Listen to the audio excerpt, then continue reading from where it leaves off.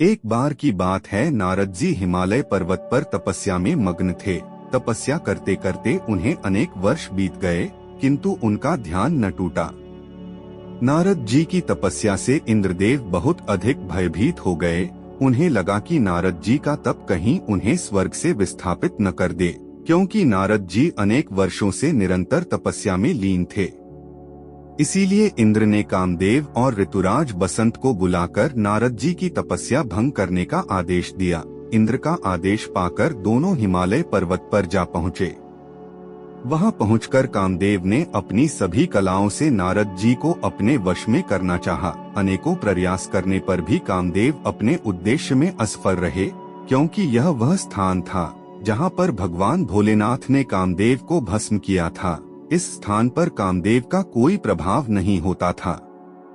अंत में विवश होकर कामदेव इंद्र के पास लौट गए। वहां पहुंचकर कामदेव ने सारी बात इंद्र को बताई और बोले, हे देवराज, हमारे अनेक प्रयत्न करने पर भी नारद जी पर काम का कोई प्रभाव नहीं पड़ा। यही नहीं, मुझे देखकर उन्होंने बड़े ही मीठे स्वर में मेरा कुशल मंगल पूछा। अब नारद जी में न तो काम का अंश है न ही क्रोध का। उधर जब नारद जी की तपस्या पूरी हुई तो उनके मन में अपार हर्ष था। वो सोच रहे थे कि कामदेव के लाख प्रयास करने पर भी उन्होंने अपने तप को निर्विरोध पूर्ण कर लिया। इसके पीछे का मुख्य कारण का पता नारद जी को न चला। वो यह नहीं जान सके कि उस स्थान पर कामदेव की विजय न होने का मुख्य कारण वे स्वयं नहीं, अपितु भगवान भोलेनाथ थे। तपस्या पूरी हो जाने के बाद सर्वप्रथम नारद जी कैलाश पर्वत पर गए। वहां पहुंचकर भगवान भोलेनाथ को अपनी कामदेव विजय के बारे में बताने लगे।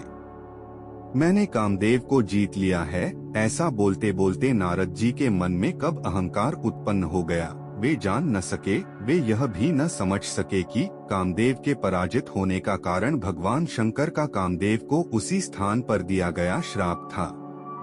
जब नारद जी शंकर जी को अपनी विजय गाथा सुना रहे थे तो शंकर जी नारद जी से मुस्कुराकर बोले, ब्रह्मर्षि, आपने अपनी विजय गाथा मुझसे तो कह दी, किंतु अब और किसी से ना कहना। आपकी यह विजय संबंधी बात गुप्त रखने लायक है। अन्य किसी को पता चल भी जाए तो कोई बात नहीं, किंतु कमलापति न जान पाए। नारद जी से शिवजी ने जब यह वचन कहे तो नारद जी बोले तो कुछ नहीं, किंतु उन्हें भोलेनाथ की यह बात अच्छी नहीं लगी। शिवजी को प्रणाम करके नारद जी बैकुंठ को चल दिए। बैकुंठ जाकर नारद जी ने विष्णु जी को प्रणाम किया। कुछ इधर उधर की बातों के बाद नारद जी ने विष्णु जी के सम्मुख भी अपनी कामदेव पर प्राप्त विजय की का गुणगान करने लगे। प्रभु विष्णु ने नारद जी की बातों को सुनकर सोचा, अवश्य ही नारद जी के मन में अहंकार अपना घर बना रहा है। अगर इसका अभी ही कोई उपाय न किया तो कालांतर में ये बहुत बड़ी समस्या बन जाएगा। इधर विष्णुलोक से नारद जी सीधे पृथ्वी लोक को आने लगे। वहां पहुंचकर उन्हें वैकुंठ से भी सुंदर एक नगर दिखाई दिया। वे उत्सुकतावश उस नगर की ओर चल दिए। अपने अहंकार के पाश में बंधे हुए नारद जी भगवान की माया को न जान सके। वहां पहुंचकर उन्होंने लोगों से पूछा, भाई, यहाँ कोई उत्सव है क्या? तो वहां बैठे लोगों ने बताया कि यहाँ के राजा शिलनिधि की पुत्री के स्वयंवर का आयोजन चल रहा है। कई देशों के राजा यहाँ आए हुए हैं, उसी का उत्सव चल रहा है। यह सुनकर नारद जी ने सोचा, क्यों न मैं भी इस स्वयंवर में भाग लूं। यह सोचकर नारद जी महल की ओर चल दिए।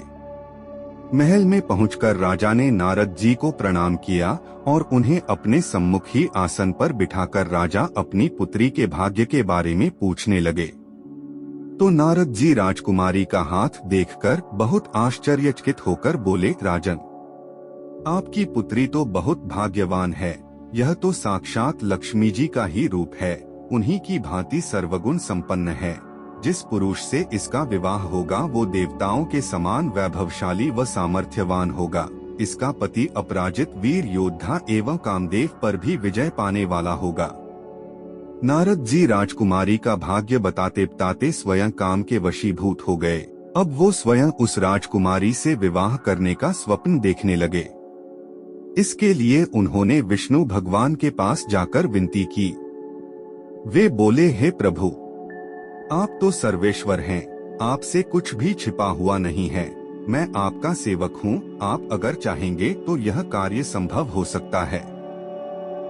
हे प्रभु, मेरा शीलवती से विवाह हो जाए, बस इसके सिवा मेरी कोई आकांक्षा नहीं है। आप बस स्वयंवर के लिए अपना रूप मुझे दे दें। आपकी कृपा के बिना ये कार्य पूर्ण नहीं हो सकता है। बस यही एक उपाय है जिससे मैं राजकुमारी को प्राप्त कर सकता हूँ। तब भगवान विष्णु मुस्कुराकर बोले, नारद, तुम तनिक भी चिंता मत करो। तुम मेरे पुत्र के समान हो, इसीलिए मैं तुम्हारी सहायता के लिए ये कार्य अवश्य करूँगा। वैद्य जिस प्रकार रोगी की औषधि करके उसका कल्याण करता है, उसी प्रकार मैं तुम्हारा हित अवश्य करूँगा। विष्णु जी के इतना कहते ही नारद जी फिर से राजा शीलनिधि के राज्य में जा पहुँचे। उन्हें विवाह की इतनी शीघ्रता थी तथा मन इतना विचलित था कि नारद जी विष्णु जी के कहे हुए वचनों का अर्थ भी नहीं समझ पाए। उन्होंने सोचा कि प्रभु ने कहा है तो अपना रूप दे भी दिया होगा, किंतु विष्णु जी तो अपने भक्तों के साथ सदैव वही करते हैं जो उनके लिए उचित होता है, न कि वह जो भक्त चाहते हैं। नारद जी ने भगवान से अपना मुख हरि के समान बनाने को बोला था, क्योंकि विष्णु जी को हरि भी कहते हैं। उनका मुख हरि के समान बना दिया। हरि बंदर को भी कहते हैं, तो नारद जी का मुख तो हरि बंदर जैसे बना दिया। अन्य शरीर प्रभु ने अपने समान बना दिए। उधर नारद जी यह सोचकर कि अब तो भगवान ने मुझे अपना रूप दे ही दिया है, स्वयंवर सभा में जा पहुँचे। उधर स्वयंवर का प्रारंभ हो चुका था। अनेक देशों के राजा सभागार में सिंहासन पर विराजित थे। उस स्वयंवर में भगवान विष्णु भी पधारे हुए थे। शीलवती हाथों में वरमाला लिए राजाओं के पास जाती और उसके सेवक राजा का परिचय शीलवती को देते। परिचय पाकर शीलवती आगे बढ़ जाती। यही क्रम चल रहा था। अब की बार नारद जी की बारी थी। नारद जी अकड़कर सिंहासन पर बैठ गए। मन अभिमान से पूरी तरह भरा हुआ था। एक तो काम्बिजी, दूसरा भगवान विष्णु के रूप में वो खुद को किसी से कम नहीं आंक रहे थे। शीलवती ने जब नारद जी को देखा तो उसके मुख से हंसी फूट पड़ी। वह उनका परिचय लिए बिना ही आगे बढ़ गई। नारद जी ने सोचा शायद शीलवती की मुझ पर दृष्टि नहीं पड़ पाई होगी, तभी वो आगे चली गई। क्यों न मैं फिर से आगे जाकर बैठ जाऊं? ऐसा सोचकर नारद जी फिर से आगे जाकर बैठ गए। कुछ क्षण पश्चात फिर से नारद जी की बारी आई तो शीलवती बिना कुछ कहे मुस्कुराकर फिर से आगे बढ़ गई। ये क्रिया कई बार दोहराई गई, किंतु शीलवती हर बार आगे बढ़ जाती। उस सभागार में बैठे सब लोग नारद जी को देखकर हंसने लगे। अब नारद जी जान गए कि कुछ तो गड़बड़ है। अंततः राजकुमारी जयमाल लेकर विष्णु जी के सम्मुख जा पहुंची और उनका परिचय लिए बिना ही उन्हें वरमाला पहना दी।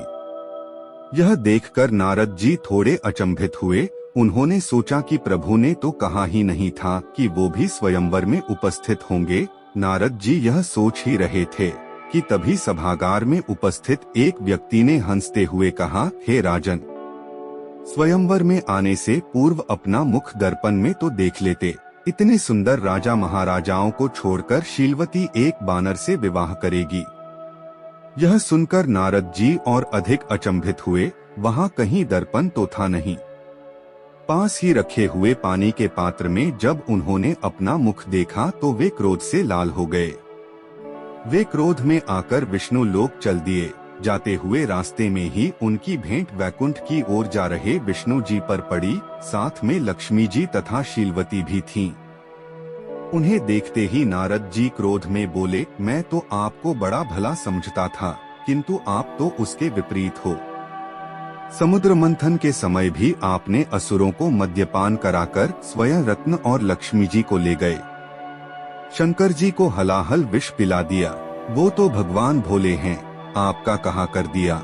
सोचो यदि उन्होंने उस दिन उस विष को न पिया होता तो अब तक आपकी सारी माया नष्ट हो चुकी होती और आज मेरे साथ ये छल न हुआ होता।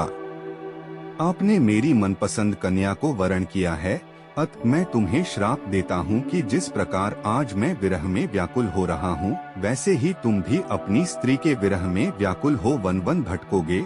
जिस प्रकार मुझे बानर बनाकर मेरा उपहास उड़ाया है, इन बानरों की सहायता से ही तुम अपने कार्य पूर्ण कर पाओगे। जब विष्णु जी ने नारद जी को अत्यंत क्रोधित अवस्था में देखा तो उन्होंने अपनी माया आवरण हटा दिया। जो ही नारद जी के सम्मुख से माया का पर्दा हटा, वहाँ न कन्या रही न नगर रहा। अब नारद जी को सब कुछ समझ आ गया। वे अपनी भूल का पश्चाताप करते हुए विष्णु जी के चरणों गिर पड़े। नारद जी बोले, हे प्रभु, मुझसे बहुत बड़ी भूल हो गई।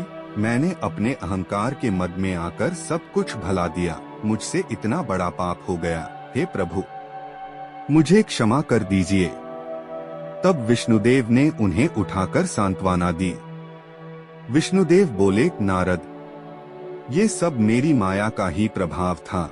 इस जगत में सब कुछ मेरी ही इच्छा से होता है। जो श्राप तुमने मुझे दिया है, उसका भी कारण मैं ही हूँ। हाँ, कुछ समय के लिए तुम अहंकार के वश में आ गए थे। अब मैं अपने भक्त को गलत रास्ते पर कैसे जाने देता, इसीलिए मैंने माया द्वारा तुम्हारा शुद्धिकरण किया था। अब माया और अहंकार कभी तुम्हें छू भी नहीं सकेगा। इतना कहकर विष्णुदेव अंतर्ध्यान हो गए।